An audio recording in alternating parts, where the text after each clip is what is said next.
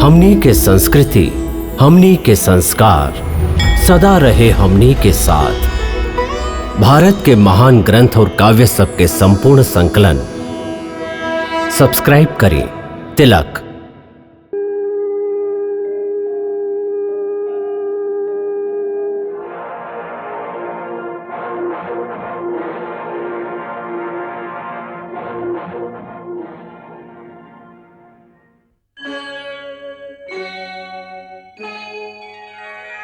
कृष्णा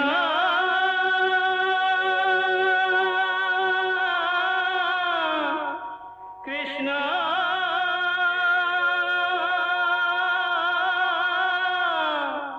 हरे कृष्णा हरे हरे।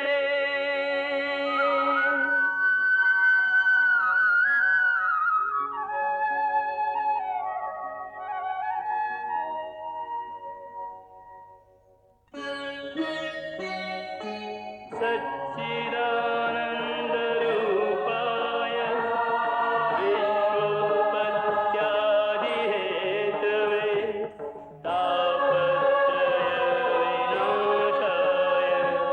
श्रीकृष्णाय वयं नमः।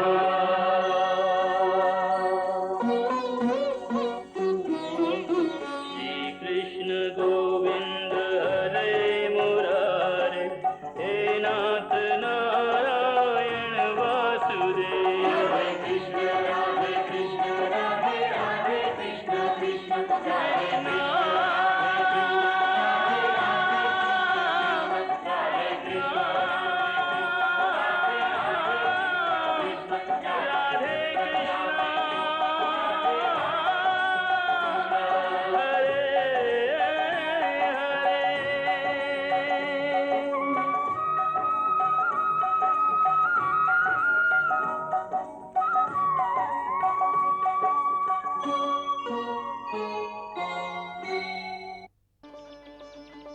हे नीलकंठ, हे त्रिपुरारी, हम के किरात के युद्ध में परास्त करे के शक्ति प्रदान करी।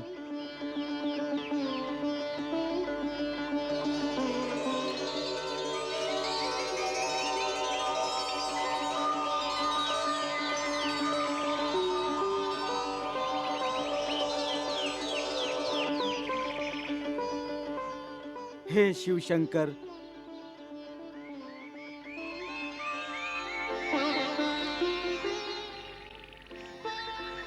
हे पार्थ,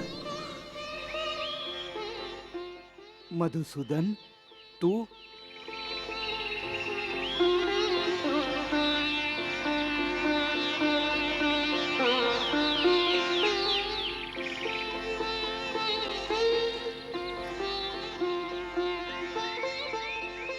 प्रणाम। हे पार्थ, तू शिवजी के पूजा करत रहा ना? हाँ मधुसूदन, जितना बार तू शिवलिंग के पूजा कैला और ये फूल अर्पित कैला, ये फूल एक किरात के ही समर्पित भइल। एकर माने तू फिर ना समझ सकला कि एकर माने का भइल ना। हे अर्जुन, साक्षात महादेव शिव शंकर एक किरात के रूप में तोहरा सामने ठार बाड़न।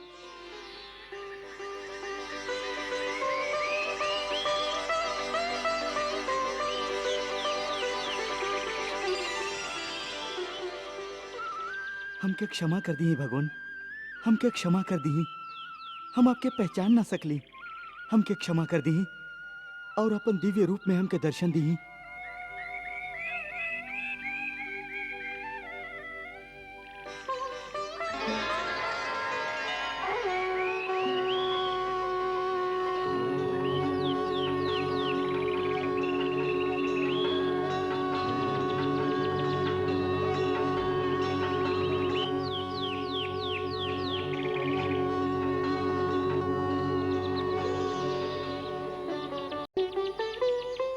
हे अर्जुन, तोहके क्षमा मांगे के आवश्यकता नहीं खे।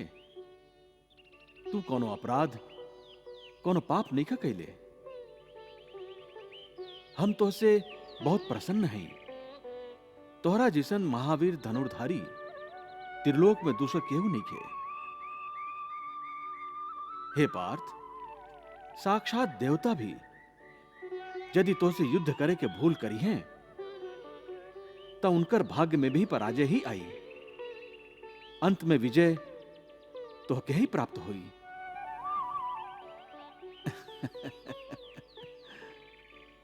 हे पार्थ, एकरा अलावे तो के और का चाहिए?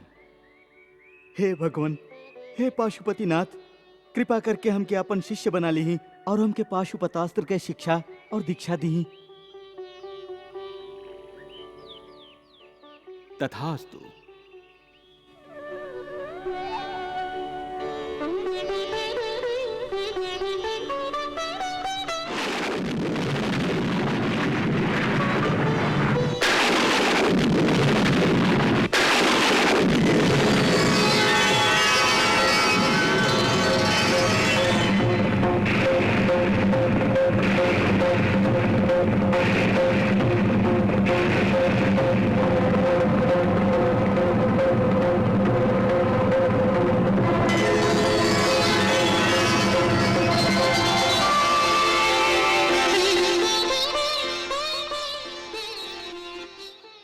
हे पार्थ, तू कितना भाग्यशाली बाड़ा। साक्षात प्रभु भगवान श्री कृष्ण तुहार सखा बाड़न।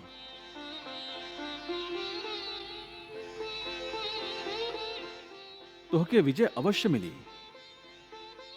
तू दोनों माने साक्षात नर नारायण जकरा पक्ष में हुई हैं, ओकर पराजय असंभव बा।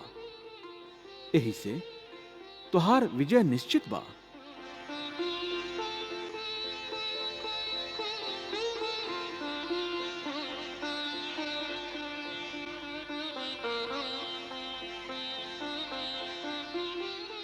प्रभु, हमके आज्ञा दी।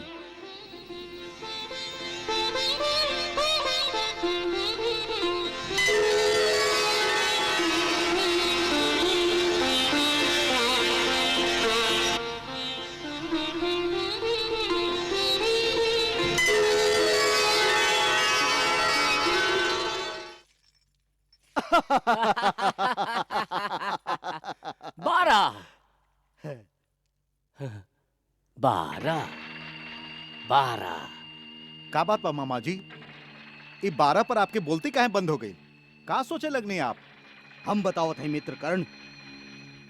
मामा जी जरूर पांडवन के अज्ञातवास के लेके चिंतित हुई हैं। अज्ञातवास? हाँ मित्र, आज पांडवन के 12 बरिस के वनवास खत्म हो रहा बा। यही से अब लोग के 1 बरिस के अज्ञातवास काटे के ही हुई। का मामा जी? वाह वाह भगिना वाह। हमके ई जान के बड़ी प्रसन्नता भइल कि तू वर्तमान के आनंद और भोग विलास में डूब के भी भविष्य के घटना पर नजर रख ले बाड़ा। वाह भगिना वाह। इतने ना मामा जी, हम पांडवन के भाग्य के फिर से दुर्भाग्य में बदले खातिर पूरा व्यवस्था करके रख ले हैं। हाँ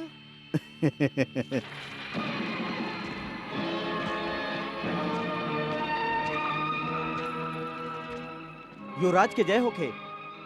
गुप्तचर लोग, आज 5 पांडव के अज्ञातवास के पहला दिन है। जाओ उनकर चारों दिशा में तलाश करा। हर शहर, हर राज्य, हर गली में उनका के खोजा।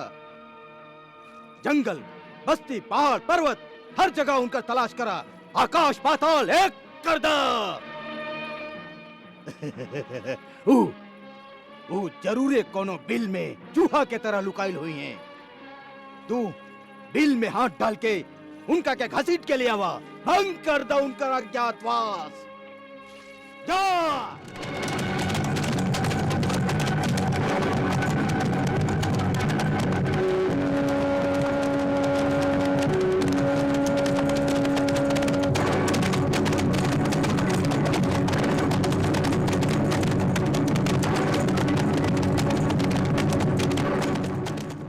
अभी तक पांडव के पता ना चलल। गुप्तचर के संख्या बढ़ा दा, जा।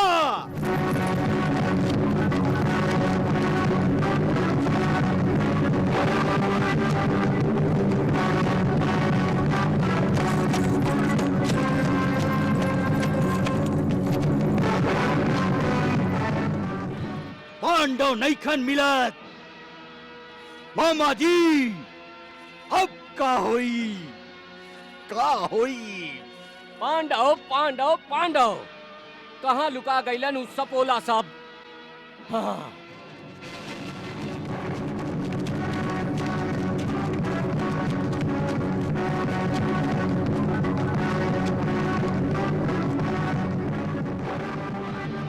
पांच पांडव, पांच पांडव, एक बार हमार पकड़ में आ जास बस। हाँ, अज्ञातवास अब कुछ ही दिन में खत्म हो जाई।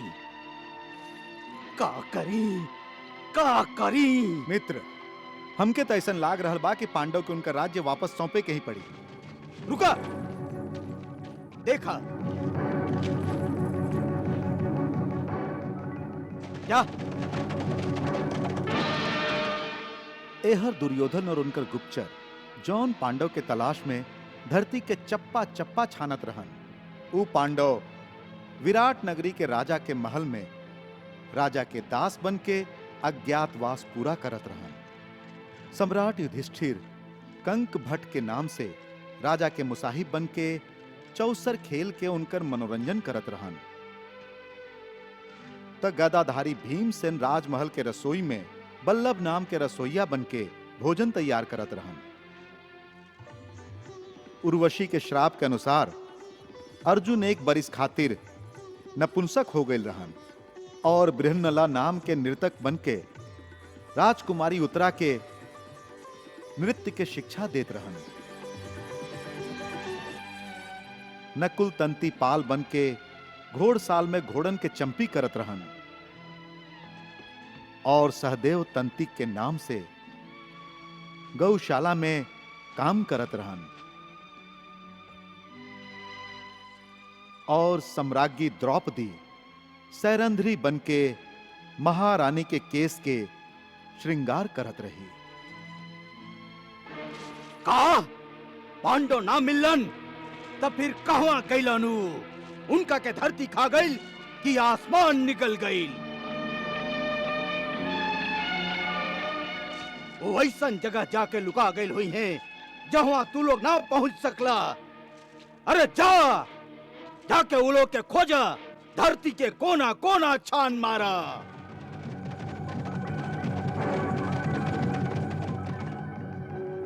का बात बा प्रभु, आज आप बहुत प्रसन्न दिखाई देत हई। देवी, आज पांडवन के 13 बरिस के प्रतीक्षा के अंत हो रहल बाना। बस यही से प्रसन्न है। 13 बरिस में पांडव धर्म के पालन करत करत बड़ा कष्ट उठौलन, बहुत अपमान सहन कैलन। आज पांडव ओ पीड़ा से मुक्त हो रहल बाड़न। देवी, अज्ञातवास के बाद आज पांडव जब विराट के दरबार में प्रकट हुई हैं, तब राजा विराट के का दशा हुई, ए विचार से हमके आनंद हो रहल बा। वो देखी, महाराज विराट अपना रानी सुदेशना और राजकुमारी उत्तरा के संगे युवराज के प्रशंसा कर रहल बाणन, ई समझ के कि उहे युद्ध में कौरवन के मार भगौलन। वाह युवराज उत्तर, वाह! कौरवन के पशुअन के तरह रणभूमि से खदेड़ दिहला। वाह युवराज, वाह! पिताजी, इस सांच नहीं खे। ई साथ नहीं खे? टका कौरव युद्ध में हारल नहीं खन? हारल जरूर बाड़न, बाकी उनका के हम पराजित नहीं कैले। तब फिर के कैलस? ई गौरवशाली विजय हम लोगन के पांडव अर्जुन द्वारा प्राप्त भइल। पांडव अर्जुन? हाँ पिताजी, पांडव अर्जुन आपन गांडीव से धनुर्वर्षा करके कौरवन के अकेले ही हरा दिलन।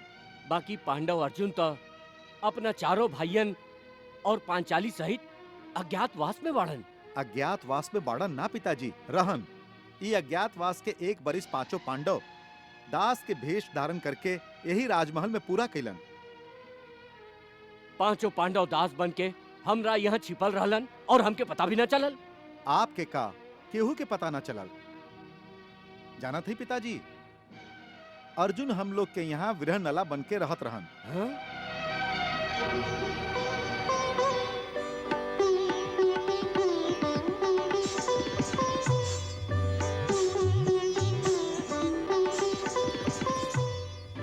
और पिताजी उस सर्वश्रेष्ठ गदाधारी भीम ही बाड़न जे हम लोग के रसोईया बल्लभ बाड़न। और परम प्रतापी नकुल तंती पाल बन के घोड़न के चंपी करत रहलन।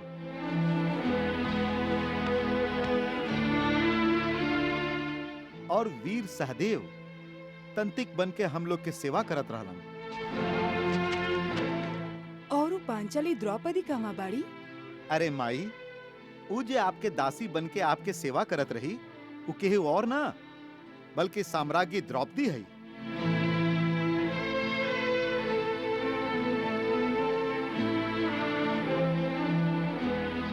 बाकी चक्रवर्ती सम्राट युधिष्ठिर के बारे में तो बतावा। पता ना अनजाने में हम उनका के का कह देले हो खब। पिताजी, आप तो उनका साथे बहुत बुरा बर्ताव कैले हैं। के हाउ? उहे जेकरा साथे आप चौसर खेलत रही।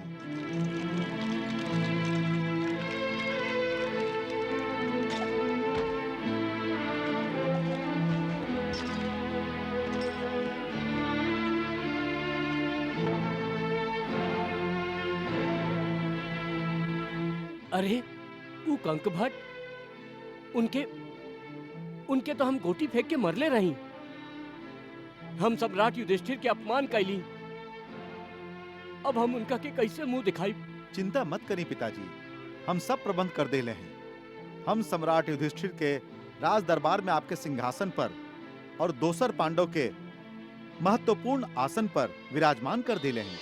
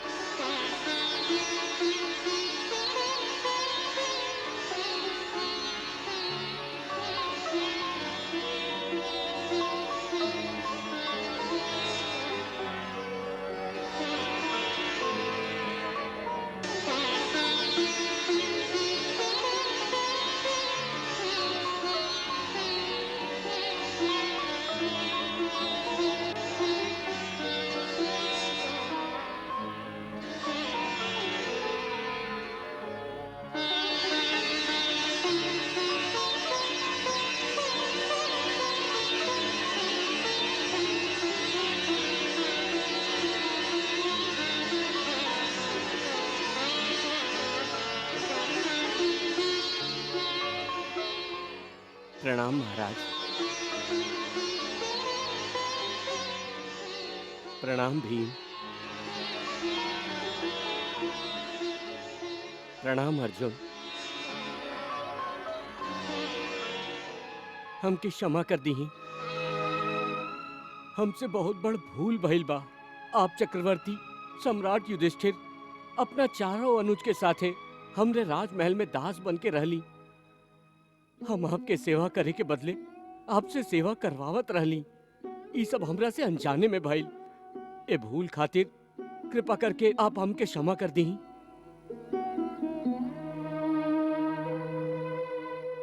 ना ना महाराज, ना, ये आप का करत हई? अनजाने में भइल भूल खातिर आप क्षमा मांगत हई? बल्कि आप हम लोग के ना पहचान ली। हम लोग खातिर यह अच्छा भइल। यदि पहचान जैती तो हम लोग खातिर लुकाइल बहुत कठिन हो जाइत और हम लोग अज्ञातवास में पकड़ा जैती। महाराज, वार्तालाप में हस्तक्षेप खातिर क्षमा चाहत हई। का बात बा प्रतिहारी? द्वारकाधीश श्री कृष्ण आपसे मिले खातिर पधरले हई। श्री कृष्ण? द्वारकाधीश श्री कृष्ण स्वयं पधर ली। ई तो हमार सौभाग्य बा। हम स्वयं जाके उनका स्वागत करब। महाराज, हमू आपके साथ चलत हैं। जरूर।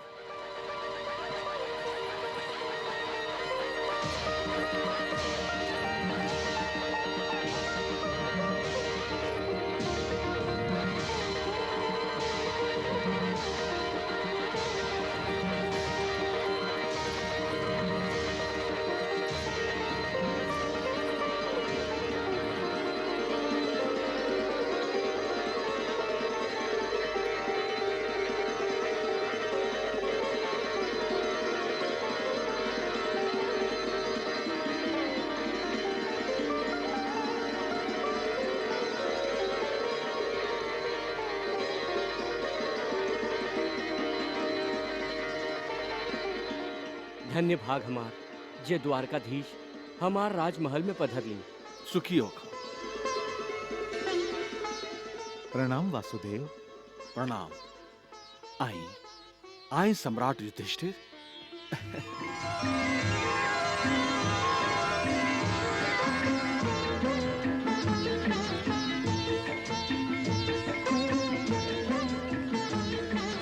आई।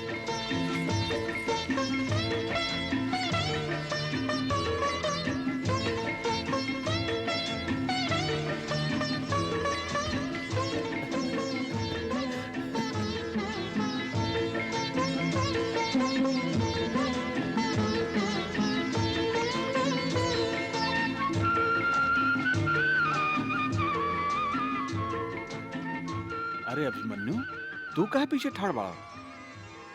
अभिमन्यु, अभिमन्यु, अभिमन्यु। अरे देखत का बाड़ा? अपना बड़का पिताजी पिताजी और सबके चरण ना छुबा।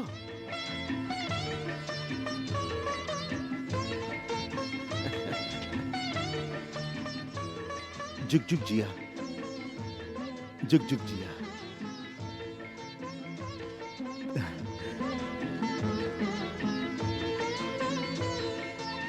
तेरा बरिस में त तोहार काया ही पलट गिल बापी मन्यू।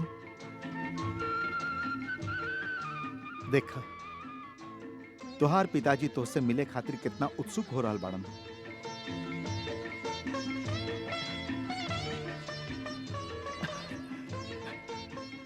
सुखी होकर बेटा, सुखी होकर।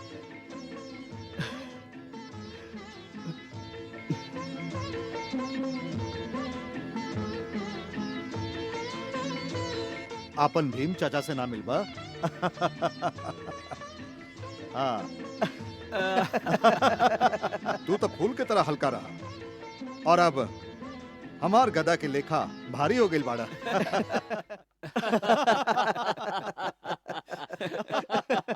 वाह बड़का भैया वाह। आप लोग के चतुराई के जितना भी प्रशंसा कही जाए कम बा। कौरव लोग आप लोग के ढूंढ के निकाले के हर संभव प्रयास कैलन, बाकी आप लोग आपन अलग अलग भेष बदल के उनका के हर बार भ्रमित कर देली।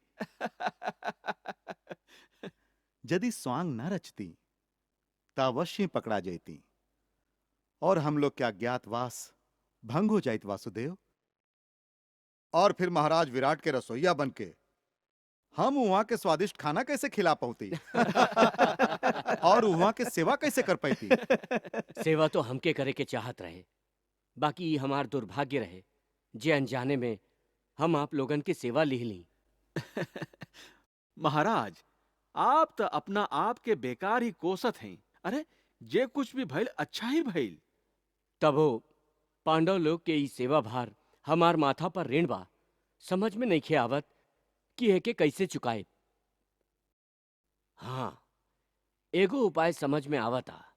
यदि सम्राट युधिष्ठिर एके छोट मुंह बड़ बात ना समझे त कहीं। महाराज, एकरा में संकोच के का बात बा और छोट बड़ के प्रश्न कहवा उठता। आप तो हमेशा हमरा खातिर जेठ और आदरणीय ही रहब। हम तो खाली विनती कैल चाहत हई कि यदि आप हमार बेटी उत्तरा के चक्रवर्ती परिवार में स्वीकार कर ली त।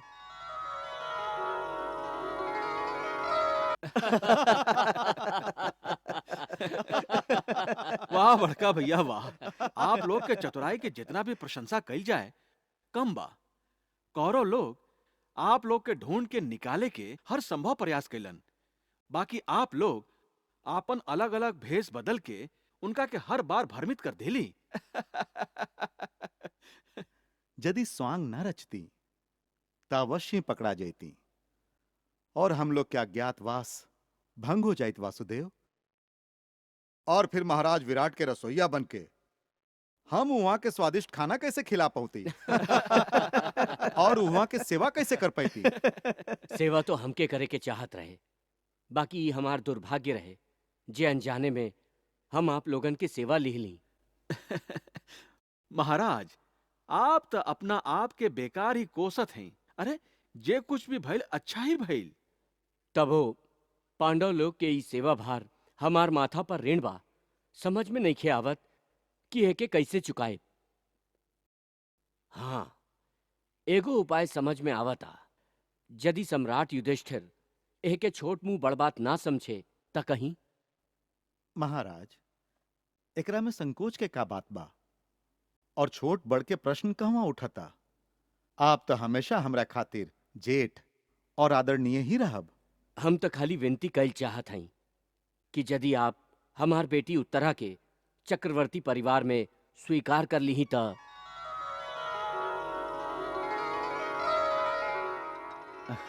महाराज तय में इतना संकोच कैसन। हमार बेटी उत्तरा अर्जुन से नृत्य के शिक्षा लेत रही। यदि वो दोनों के विवाह हो जाए तो अच्छा रही।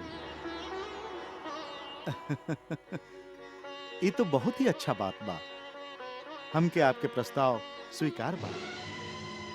बाकी हमके स्वीकार नहीं खे।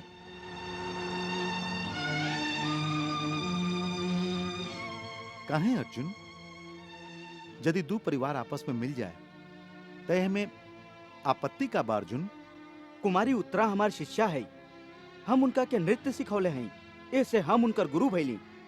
और धर्म के अनुसार गुरु अपन शिष्या खातिर पिता समान होखेलन। तो फिर पिता और बेटी में बियाह कैसे संभव बा।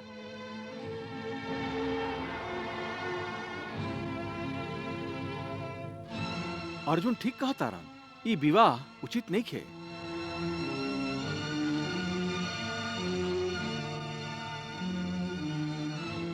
बाकी ए में निराश होके के कोनो आवश्यकता नहीं खे। यदि महाराज विराट और युधिष्ठिर भैया के स्वीकार होखे तब दोनों परिवार के अटूट संबंध में जोड़े के एगो उपाय बा। राजकुमारी उत्तरा के अर्जुन पुत्र अभिमन्यु से बियाह हो सकेला।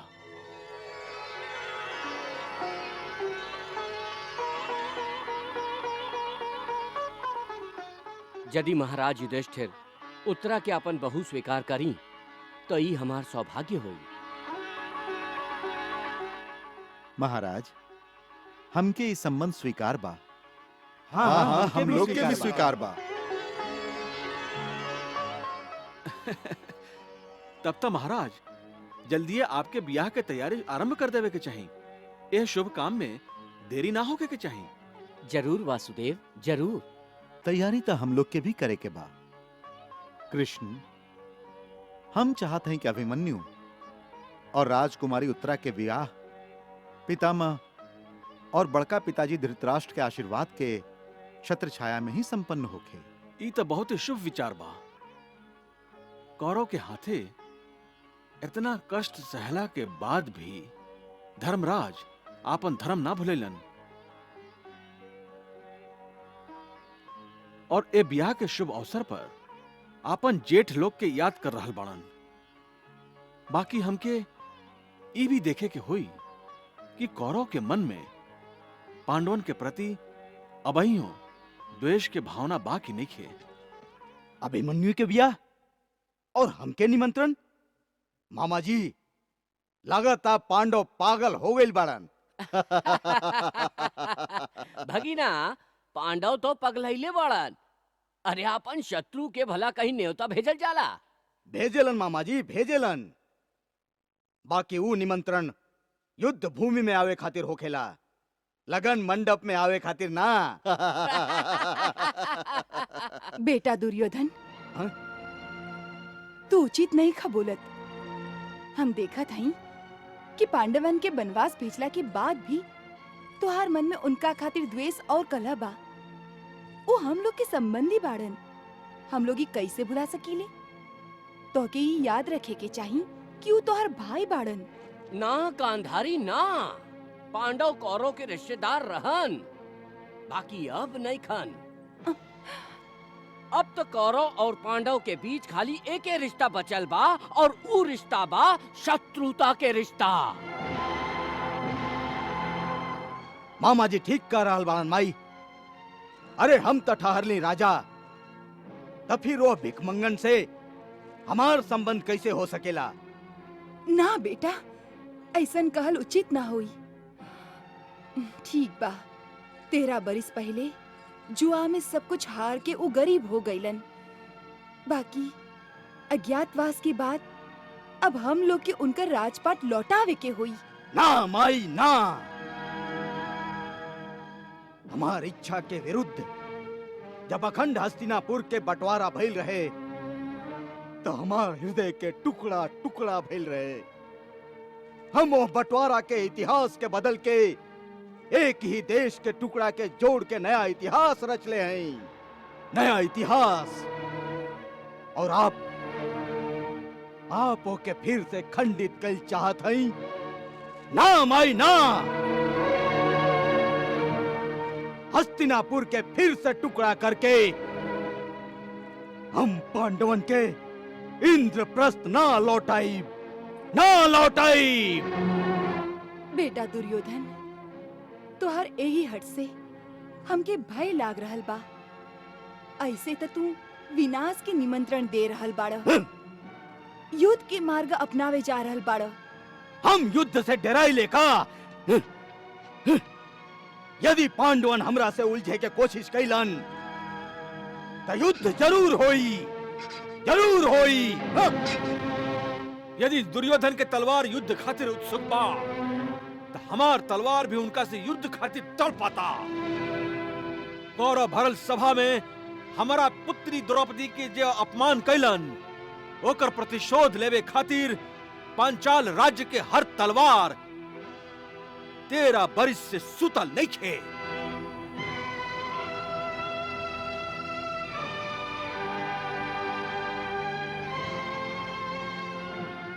महाराज युधिष्ठिर, आप युद्ध के तैयारी करी। पांचाल राज्य के सेना आपके नेतृत्व में युद्ध करी, और हम पांचाल नरेश महाराज द्रुपद आपके आश्वासन देते हैं कि जब तक एक एक कौरव के रक्त माटी में न मिल जाए, ये युद्ध निरंतर चलत रही।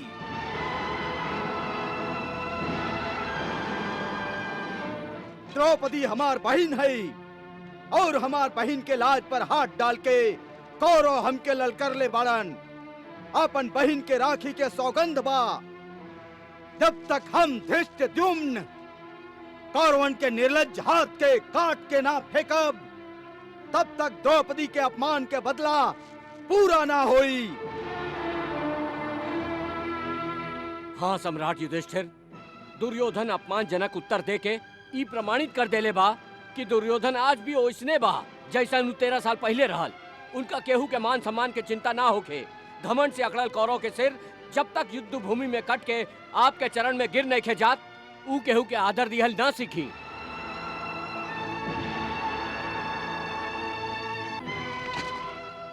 हमू अपन दोनों प्रतिज्ञा पूरा करे खातिर युद्ध के प्रतीक्षा कर रहल हैं।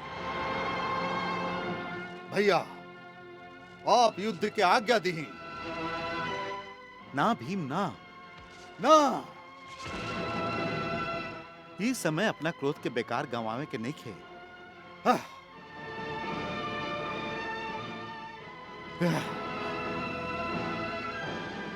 इस समय तो राजकुमारी उत्तरा और अभिमन्यु के बियाह के बाद। सम्राट युधिष्ठिर, बियाह टल भी सकेला, बाकी युद्ध ना।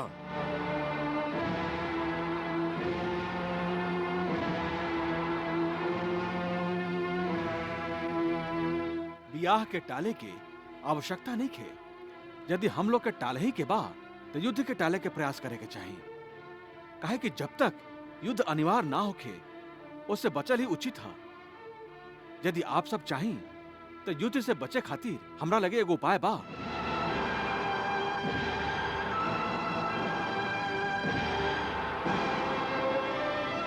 उका उपाय बा मधुसूदन? शांति के प्रयास। मधुसूदन, ब्याह के न्योता पर दुर्योधन हम लोग के भिखारी कह के जो उत्तर देले बा, काओ से ही बात स्पष्ट नहीं के होत कि वो भैया के सम्राट तका राजा भी माने के तैयार नहीं खे। दोसर शब्द में वो हम लोग के हमार राज्य लौटावल ही नहीं खे चाहत। तब वो हम लोग कौरव लोग से शांति की अपेक्षा करी का उचित होई? दुर्योधन के मन में जो खोट बा ओकर आप सब एकदम सही अनुमान लगौली। दुर्योधन संधि के अनुसार पांडवन के इंद्रप्रस्थ वापस ना लौटे हैं। तो ठीक बा, पहले बियाह हो जाए ओकरा बाद हम अपन मांग लेके दूत के हस्तिनापुर भेजब।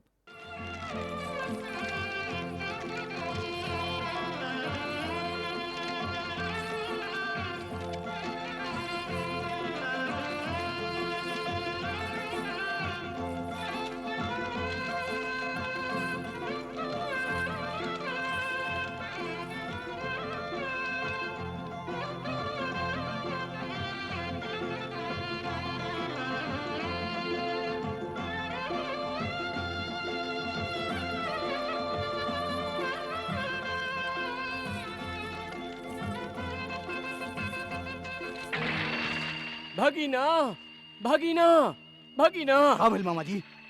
अरे सब कुछ उथल पुथल हो गई। उथल पुथल?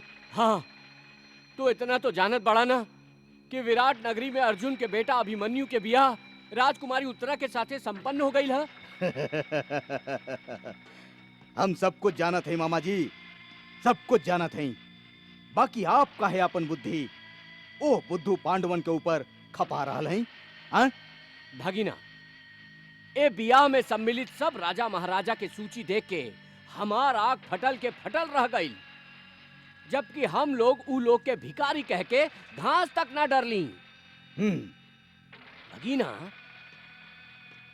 इतना तो तू समझ ही रहल बाड़न ना कि एकर माने ही भइल कि ई सब राजा महाराजा युधिष्ठिर के भतीजा के बियाह में सम्मिलित होके ए बात के प्रमाण और आश्वासन दे रहल बाड़न कि ऊ अभइयों युधिष्ठिर के ही अपन सम्राट मान रहल बाड़न। भगीना, अब एह बनवासी पांडवन के निर्बल समझल बहुत बड़ भूल होई। हाँ मामा जी, आप बेकार में चिंतित हो रहल हैं। पांडव चाहे कितनो बलवान हो जास, उनकर बल हमार छल के सामना ना कर सके। हम छल कपट के साम्राज्य के सम्राट हैं, सम्राट।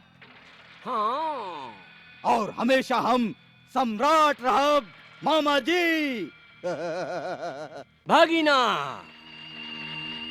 ए भ्रम में रह के त दशानन रावण भी मारल गईल रहे। एक बात हमेशा ध्यान रखा भगीना, राजपाट कभइयों भ्रम और निश्चिंतता से ना चलावल जाए। पांडव बियाह के आड़ में युद्ध के तैयारी करत हम लोग के साथे एगो कुटिल चाल चलले बाड़न। कुटिल चाल। हाँ कुटिल चाल? हाँ, कुटिल चाल। काहे कि पांडव बियाह संपन्न होते विराट नगरी के पुरोहित के आपन दूत बना के हस्तिनापुर भेजले बाड़न। बाकी मामा जी, वो दूत बा कहवा? यही बात के हमके दुख बा भगीना कि तोहके कोनो खबरें नहीं खे। तू अपन आस्तीन में कितना सांप पाल के रखले बड़ा। मतलब? माने तोहार महामंत्री विदुर जे दूत के दरबार में लावे के बजाय सीधे महाराज धृतराष्ट्र के लगे लेके चल गईलन। यदि अभइयो तू समय गंवईबा तो हमके डर बा भगीना कि कहीं महाराज धृतराष्ट्र पांडवन के उनका राज्य वापस देवे के भूल न कर बैठस। ना मामा जी, ना, ई कबो ना होई। हाँ, हम पांडवन के उनका राज्य कबो ना लौटाई। महाराज धृतराष्ट्र, आप हम पांडवन खातिर खाली हस्तिनापुर के राजा ही ना, हम लोगन के बड़ पिताजी भी हैं। ऐसे संधि के अनुसार हम अपन अधिकार और इंद्रप्रस्थ के वापसी के मांग हस्तिनापुर के महाराज से करत हैं और अपना बड़का पिताजी से ये निवेदन करत हैं कि वो हमार राज्य सहित हमार अधिकार भी लौटावे के कृपा करब। कबो ना। हाँ। भाई, आप कौन अधिकार के बात कर रहा हैं? उहे अधिकार जेकर यदि 13 बरिस के सूद जोड़ल जाए तब वो मूलधन से ज्यादा ही हुई। हाँ। महाराज, पांडव आपन राजपाट जीवन भर खातिर ना हारल रहन। जुआ के शर्त के अनुसार 13 बरिस के बाद पांडवन के उनकर अधिकार बिना मंगले लौटा देवे के चाहिए। ई तो पांडवन के शिष्टाचार बा जे अब वो आपसे अपन अधिकार मांग रहल बाड़न। भिखारी मंगबे करेलन, काहे कि उनका में छीने के साहस ना होखे, और देवे वाला भीख में चंद टुकड़ा ही देवेला, राजपाट ना। पांडव के त हम इंद्रप्रस्थ के नक्शा भी ना दे, जेकरा देख के अपन दिल के बहला सकस। बेटा दुर्योधन, ई तू का कह रहल बाड़? पांडव आखिर हमार आपन बाड़न। क्षमा करी माई, क्षमा करी। हम आपके और पिताजी के कोमल और निश्चल हृदय से पांडवन के प्रति यही स्नेह के निकाले के कोशिश कर रहा है, जे बार बार हमार हित और भलाई के आड़े आवेला। एक बार तो पिताजी हाथ में आयल राज्य लौटा देले रहन, अब उहे भूल आप कर रहा हैं। ना बेटा, पांडव के स्नेह ना, बल्कि तोहरे स्नेह हमरा आड़े आवेला, हमके धर्म संकट में डाल देला। पिताजी, पांडव हमसे जुआ खेल के अपन राजपाट हारल रहन, यही से जीतल इंद्रप्रस्थ के खाली हम ही स्वामी हैं। हम केहू और ना। यदि उनका इंद्रप्रस्थ चाही तो ऊ हमसे मांगस, बाकी हम इतना मूर्ख नहीं खी कि भिखारियन के राजपाट दान करत फिरी। यदि पांडवन में साहस बा तो उनके हमसे युद्ध करे के होई। अब खाली युद्ध ही पांडव के राज्य उनका लौटा सकेला, खाली युद्ध, युद्ध, युद्ध, युद्ध। अब खाली युद्ध ही हुई और कुछ ना। यदि दुर्योधन के युद्ध से बड़ा चाव बा, अपन मृत्यु से बड़ा लगाव बा, हम ओकरी मनोकामना जरूर पूरा करब।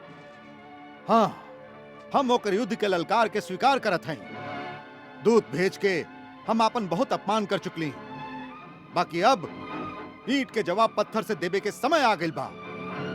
गौरव से हम अपन एक एक अपमान के बदला ले। भीमसेन ठीक कह रहल बाड़न। दुर्योधन बात से सीधे रास्ता पर आवे वाला निके। हम लोग शांति से पांडव के अधिकार मांग के बहुत शिष्टाचार निभा दिली, बाकी दुर्योधन शिष्टाचार के ना तलवार के भाषा समझेला। हम तो पहले ही कहले रही कि हम लोग के दूत भेज के समय नष्ट ना करे के चाहिए, बल्कि हस्तिनापुर पर चढ़ाई करे के चाहिए। हम देख रहा हैं कि आप लोग के विचार के एक एक शब्द क्रोध के अग्नि में लिपटल बा, जबकि आपके क्रोध उचित बा, बाकी क्रोध प्रकट करे के समय उचित नहीं है।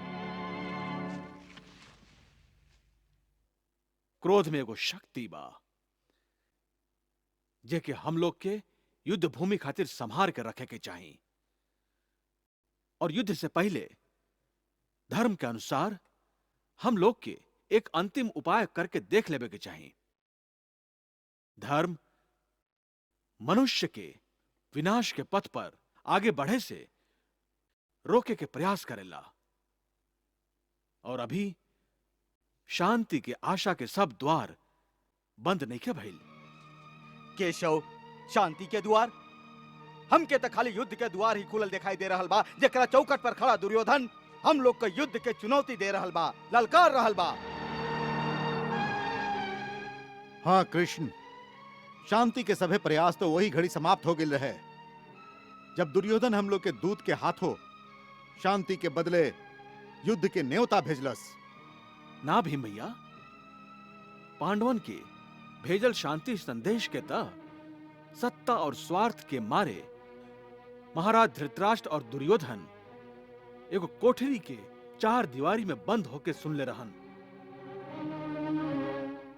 बाकी कौरवन के तहत एकर सूचना तक ना रहे। दुर्योधन और दुशासन तो विषैला नाग बाड़न ही, लेकिन बाकी सब कौरव भी कहां दूध के धुलल बड़न। सब के सब एक ही माटी के बनल बड़न, अधर्म के माटी से। बाकी भैया, कौरव में विकर्ण भी तो बाणन। का भुला गेली? द्रौपदी के वस्त्र हरण के समय वो कौरवन के भरल सभा में खड़ा होके धर्म और सत्ता के पक्ष ले रहन। और फिर कुरु वंश के वृक्ष के आधार खाली धृतराष्ट्र और दुर्योधन ना, कुरु वंश के विशाल वृक्ष के अन्य आधार भी बाणन। और हम लोग के आपन पक्ष उनका सामने कौरव के भरल सभा में रखे के बा। उनके से हम लोग के पांडवन का अधिकार मांगे के बा। कृष्ण, अब तू ही बतावा कि हमार अगला कदम का होखे के चाहिए। हमरा विचार से था हम लोग के पांडवन के ओरी से एगो और शांति दूत हस्तिनापुर भेजे के चाहिए। द्वारकाधीश ठीक कहत हई, शांति दूत हम लोग के जरूर भेजे के चाहिए। इस संबंध में हमरा विचार से ता हम लोग के कोनो दूत के ना, बल्कि कोनो ऐसन महत्वपूर्ण व्यक्ति के दूत बना के भेजे के चाहिए जे धर्म, शास्त्र और राजनीति में निपुण होखे। सगरे कौरव जेकर आदर और सम्मान करत होखस।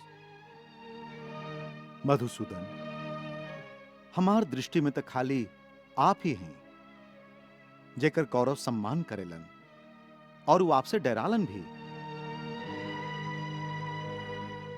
दुर्योधन या अन्य कौरव आपके सामने सिर उठावे के चेष्टा ना करी हैं। यदि फिर भी उछल कपट के सहारा लेके कोनो षड्यंत्र रचल चाहस तो आप उनकर षड्यंत्र के मुंह तोड़ जवाब दे सकेली। शांति दूत, वाह कृष्ण वाह! रणभूमि में शत्रु के अपना चरण में नाक रगड़े पर विवश करे वाला कृष्ण अब शांति दूत बन के जाइए। और वो अंधा, बहिरा और गूंगा लोग के सभा में जे न सत्य सुन सकेलन और न सत्य बोल सकेलन। कृष्णा